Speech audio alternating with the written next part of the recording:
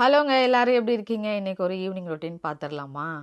Evening பார்த்தீங்க அப்படின்னா, ஹர்ஷன் வந்த உடனே நைட்டு டின்னருக்கு பரோட்டா கேட்டான். நான் என்ன பண்ணேன், ஃப்ரோசன் பரோட்டா இருக்கும், எப்போவுமே வந்து சுட்டுக்கலாம் அப்படின்னு நினச்சேன். அப்புறம் பார்த்தீங்க அப்படின்னா, சரி நம்ம வீட்லேயே ட்ரை பண்ணுவோமே அப்படின்னு சொல்லிட்டு தான் ட்ரை பண்ண ஆரம்பித்தேன். ஸோ அதனால தான் அந்த மாவு பிசைஞ்சு வைக்கும்போது நான் எடுக்க முடியலங்க வீடியோ. ஃபஸ்ட்டு பார்த்தீங்க அப்படின்னா 1 கிலோ மைதா மாவு எடுத்திருந்தேன். மைதா மாவு 1 கிலோ, 500 எம்எல் தண்ணி, 100 எம்எல் பால், ஒரு எக்கு, உப்பு, கொஞ்சமாக சர்க்கரை, இது எல்லாத்தையும் சேர்த்து நல்லா பிசைஞ்சிட்டு ஒரு 10 நிமிஷம் ஊற வச்சுருங்க. அதுக்கப்புறம் பார்த்தீங்க அப்படின்னா நல்லா இழுத்து இழுத்து பிசைய சொல்கிறாங்க. நானுமே வந்து யூடியூப் தான் பார்த்து பண்ணியிருந்தேன். இழுத்து இழுத்து பிசைஞ்சிட்டு ஒரு 5 நிமிஷம் கழிச்சு இழுத்து இழுத்து நல்லா பிசைஞ்சிட்டு அதையும் நல்லா ஈரத்துணி போட்டு மூடி வச்சிடணும். அடுத்து ஒரு 10 to 5 மினிட்ஸ் வச்சுட்டு அதுக்கப்புறமா வந்து மறுபடியும் நல்லா இழுத்து இழுத்து பிசைஞ்சிட்டு ஒரு 20 மினிட்ஸ் ஊற வச்சுருங்க. அதுக்கப்புறமா பார்த்தீங்க அப்படின்னா இந்த மாதிரி குட்டி குட்டி உருண்டையாக வந்து எடுத்து வச்சு நல்ல எண்ணெய் ஊற்றி கீழேயும் மேலேயும் அதுக்கு மேலே பார்த்தீங்க அப்படின்னா ஈரத்துணி போட்டு மூடி வைக்கணும். நான் டிஷ்யூவை நனைச்சி அப்படியே மூடி வச்சுருக்கேன். அதுக்கப்புறமா நம்ம உருட்டி வச்சுருந்தோம் இல்லையா, அந்த உருண்டைகளை எல்லாத்தையும் நம்ம என்ன பண்ணணும்னா இப்போ வந்து இந்த மாதிரி பரோட்டா இதுக்கு வந்து ரோல் பண்ணி வைக்கணும். நான் என்ன பண்ணேன்னா, நம்ம வந்து பெரிய பரோட்டா மாஸ்டர்லாம் கிடையாதுல்ல, அதனால வந்து நம்மளுக்கு தெரிஞ்ச மாதிரி அடிச்சிட்டு இருந்தேன். ஃபஸ்ட்டு பார்த்தீங்க அப்படின்னா ஒரு டோ எடுத்து அதை வந்து நல்லா வந்து ஃபஸ்ட்டு சப்பாத்தி மாவில் லைட்டாக உருட்டுவோம் இல்லையா, அந்த மாதிரி ரொம்ப ஹார்டாலாம் உருட்டக்கூடாது. ஃபஸ்ட்டு லைட்டாக உருட்டிட்டு அதுக்கப்புறமா ஒரு கை வந்து அந்த சப்பாத்தி மாவு இருக்கு, பரோட்டா இருக்கு இல்லையா, அதுக்கு கீழே வந்து ஒரு கையும் மேலே ஒரு கையும் வச்சு அடிக்க சொல்லியிருந்தாங்க. பட் எனக்கு அடிக்க முடியல, கிழிஞ்சிக்கிட்டு தான் வந்தது. ஆனால் பரோட்டா பார்த்தீங்க அப்படின்னா ஃபைனலில் ரொம்ப சாஃப்டாக வந்துருந்துச்சுங்க. எனக்கு ரொம்ப பிடிச்சிருந்துச்சு. பட் ஈஸியாக தான் இருந்துச்சு. மாவு வந்து பிசைஞ்சு ஊற வைக்கிற டைம் மட்டும் பார்த்தீங்க அப்படின்னா கொஞ்சம் எடுக்கும். ஸோ இந்த மாதிரி நல்லா அடிச்சுட்டு அப்படியே சுற்றி வச்சிடணும். அதை சுற்றி வந்து பார்த்தீங்க அப்படின்னா ஒரு 10 to 15 மினிட்ஸ் இருந்ததுக்கப்புறமா நம்ம வந்து பரோட்டா போட ஆரம்பிச்சிடலாம். இதை எல்லாத்தையும் சுற்றி வச்சுட்டு அதுக்கப்புறமா பார்த்தீங்க அப்படின்னா பரோட்டாவுக்கு சால்னா ரெடி பண்ண போகிறேன். இன்றைக்கி சால்னாவும் பார்த்தீங்க அப்படின்னா ரொம்ப சூப்பராக வந்துருந்துச்சு. கடலெண்ணெய் சேர்த்துட்டு பட்டை, கிராம்பு, ஏலக்காய், கல்பாசி, பேலீஃப் இதெல்லாம் ஆட் பண்ணி வெங்காயம் சாப்பரில் கட் பண்ணி ஆட் பண்ணியிருக்கேன். ஒரு பெரிய சைஸ் வெங்காயம், இஞ்சியும் பூண்டையும் ஒரு 6 பல் பூண்டு, 4 துண்டு இஞ்சி வந்து அப்படியே தட்டி சேர்த்துக்கலான்னு சொல்லிட்டு எடுத்து வச்சுருக்கேன். 2 பச்சை மிளகாய் சேர்த்து அதையும் நல்லா வதக்கிக்கலாம். இப்போ வந்துட்டு இது கூடவே பார்த்திங்க அப்படின்னா நம்ம இடித்து வச்சுருந்த இஞ்சி பூண்டையும் இதில் ஆட் பண்ணிக்கிறேங்க. இடித்து சேர்க்கும்போது இன்னுமே நல்லாயிருக்கும். நம்ம என்னதான் இஞ்சி பூண்டு விழுது சேர்க்குறத தாண்டி இந்த மாதிரி இடித்து போட்டு பாருங்கள், டேஸ்ட் ரொம்ப நல்லாயிருக்கும். ஆட் பண்ணிவிட்டு இது எல்லாத்தையும் நல்லா வந்து கலந்து விட்டுருங்க. இது கூடவே பார்த்தீங்க அப்படின்னா கொஞ்சமாக மல்லி இலை, புதினா இலை இதையும் சேர்த்து நல்லா கலந்து விட்டுக்கலாம். கலந்ததுக்கப்புறமா பார்த்தீங்க அப்படின்னா இதில் வந்து ஒன்று நீங்கள் மட்டனில் கூட பண்ணலாம். கொஞ்சமாக நம்ம அந்த சால்னாக்காக, நான் இன்றைக்கி சிக்கனில் தான் பண்ண போகிறேன். தக்காளி வந்து நிறைய போட்டுறக்கூடாது, ஒரு மாதிரி புளிப்பு வந்துடும் சால்னாக்கு. ஸோ அதனால் இந்த தக்காளி நல்லாவே புளிக்குன்றனால ஒரு தக்காளியில் அதில் பாதியாக கட் பண்ணி சேர்த்துருக்கிறேன். தக்காளி வதங்குற ஸ்டேஜில் இந்த சைடு பார்த்தீங்க அப்படின்னா மிக்ஸி ஜாரில் தேங்காய், 1/2 கப் துருவின தேங்காய், 2 டேபிள் ஸ்பூன் நிலக்கடலை, 2 டேபிள் ஸ்பூன் பொட்டுக்கடலை, ஒரு துண்டு பட்டை, இதையும் தண்ணி சேர்த்து நல்லா அரைச்சி எடுத்துக்கோங்க. சிக்கன் ஆட் பண்ணிக்கலாம். சிக்கனை சேர்த்துட்டு நல்லா அந்த தக்காளி கூடயே வந்து வதக்கி விட்டுருங்க. இதுக்கு உப்பு சேர்த்துட்டு இதில் பார்த்தீங்க அப்படின்னா நீங்கள் வந்து மட்டனோட கொழுப்பு இருக்கு இல்லையா, அதை மட்டும் போட்டு பண்ணிங்க அப்படின்னா இன்னுமே டேஸ்ட்டாக இருக்கும். மட்டன் வந்து சும்மா ஒரு 1 எல்பி கூட ஆட் பண்ணி நீங்கள் பண்ணி பாருங்கள். இதே டேஸ்ட்டில் வந்து இதே மெத்தடில் மட்டனும் பண்ணிக்கலாம். 2 டேபிள் ஸ்பூன் மல்லித்தூள், 1 டீஸ்பூன் சீரகத்தூள், 1 டீஸ்பூன் சோம்புத்தூள், காரத்துக்கு தக்கன மிளகாத்தூள், காஷ்மீரி சில்லி பவுடர், இது எல்லாத்தையும் ஆட் பண்ணி கலந்துக்கோங்க. வீட்டில் அரைச்ச குழம்பு மிளகாத்தூள், நம்ம இந்த சிக்கன் மட்டன்லாம் பண்ணோன்னா வச்சுருப்போம் இல்லையா, அதுலேருந்து ஒரு 1 டேபிள் ஸ்பூன் வந்து ஆட் பண்ணிக்கோங்க. இது எல்லாத்தையும் சேர்த்து இந்த சிக்கன் கூடயே நல்லா வந்து கலந்து விடுங்க.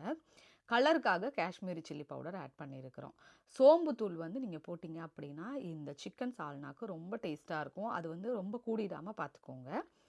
வீட்டில் அரைச்ச குழம்பு மிளகாத்தூளும் ஆட் பண்ணியாச்சு. இது எல்லாத்தையும் நல்லா கலந்து விட்டுட்டு நம்ம அரைச்சி வச்சுருந்தோம் இல்லையா விழுது, அதையும் இது கூட சேர்த்து ஒரு 3 விசில் விட்டு எடுத்திங்கன்னு வச்சுக்கோங்களேன், சிக்கன் சால்னா அல்டிமேட்டாக இருக்கும். இந்த மாதிரி ட்ரை பண்ணி பாருங்கள். எனக்கு இந்த சால்னா ரொம்பவே பிடிக்கும். எங்கே போனாலும் பார்த்தீங்க அப்படின்னா எனக்கு சால்னா வந்து நல்லா இருந்தால் தான் அந்த பரோட்டா சாப்பிடணுன்னே தோணும். நான் சென்னையில் இருக்கும்போதும் சரி இந்த மாதிரி சால்னா வந்து அவ்வளோவா கிடைக்காது. எங்கள் ஊர் சைடு நல்லாயிருக்கும், எனக்கு ரொம்ப பிடிக்கும். அரைச்சி வச்சுருந்த விழுதை இது கூட ஆட் பண்ணிவிட்டு உப்பு செக் பண்ணிக்கோங்க. இது வந்து ரொம்ப வந்து கிரேவி மாதிரி, இது எனக்கு வந்து கிரேவி மாதிரி இருந்தால் பிடிக்காது. ஓரளவுக்கு அந்த மேலே ஊற்றி சாப்பிட்ற மாதிரி இருக்கணும். ஸோ அதுக்கேற்ற மாதிரி தண்ணி வச்சுட்டு உப்பு வேணும்னா நீங்கள் ஆட் பண்ணிக்கலாம். இந்த ஸ்டேஜில் உங்களுக்கு காரம் கூட கம்மியாக இருக்கிற மாதிரி தெரிஞ்சிச்சுன்னா நீங்கள் ஆட் பண்ணிக்கலாம். சில்லி பவுடர் ஆட் பண்ணிக்கோங்க. ஆட் பண்ணிவிட்டு உப்பு சேர்த்துட்டு நல்லா மூடி போட்டு ஒரு 3 விசில் மட்டும் விட்டு எடுத்துக்கோங்க. அதுக்கு மேலே போச்சுன்னா சிக்கன் எல்லாம் ஒரு மாதிரி குலைவாயிடும். ஸோ அது நல்லா இருக்காது. ஸோ 3 விசில் விட்டு எடுத்துக்கலாங்க. நம்ம பார்த்தீங்க அப்படின்னா பரோட்டாவையும் இந்த சைடு பார்த்தீங்க அப்படின்னா எல்லா பரோட்டாவையும் சுற்றி வச்சுட்டேன்.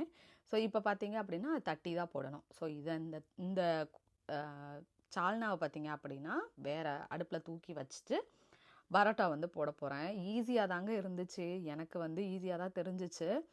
ஃபைனலாக கருவேப்பிலை சேர்த்து மூடி போட்டு ஒரு 3 விசில் விட்டு எடுத்துக்கலாங்க. ஈஸியாக தான் இருந்துச்சு, நீங்களும் வந்து ட்ரை பண்ணி பாருங்கள். ஸோ பார்த்தீங்க அப்படின்னா நம்ம சுற்றி வச்சுருந்தோம் இல்லையா, அதை கையில் அப்படியே ப்ரெஷ் பண்ணிவிட்டு சப்பாத்தி கட்டையை வச்சு தேய்க்கக்கூடாது. தேய்க்கும் போது தான் என்ன ஆகுதுன்னா ஹார்ட் ஆகிடுது, சப்பாத்தி சாஃப்டாக இருக்க மாட்டேங்குது.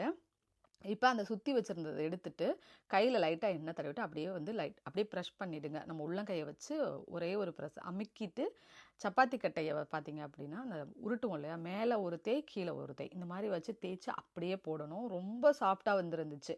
எனக்கு கடையில் வாங்குகிற அந்த ஃப்ரோசன் கூட பார்த்தீங்க அப்படின்னா என்னமோ வந்து ரொம்ப ஒரு மாதிரி ஹார்டாக இருந்த மாதிரி தெரிஞ்சிச்சு. இது வந்து எனக்கு ரொம்ப பிடிச்சிருந்துச்சு. உங்களுக்கு வேணால் எப்படி மாவு பிசைகிறது அப்படின்னு தெரியணும் அப்படின்னு நினச்சிங்கன்னா எனக்கு வந்து மெசேஜ் பண்ணுங்கள், நான் டீட்டெயில்டாக போடுறேன் எப்படி வந்து பிசைஞ்சிருந்தேன் அப்படின்னு சொல்லிட்டு. நானுமே பெரிய பரோட்டா மாஸ்டர்லாம் கிடையாது, எனக்கு தெரிஞ்ச மாதிரி நான் பண்ணியிருந்தேன். பட் ரொம்ப சாஃப்டாக இருந்துச்சுங்க. வீட்டில் எல்லாருக்கும் அவ்வளோ பிடிச்சிருந்துச்சு. எனக்கே ஒரு கான்ஃபிடென்ட் வந்துருச்சு, இப்போ நான் போட்டால் இப்படி வந்துச்சு அப்படின்னு சொல்லிட்டு.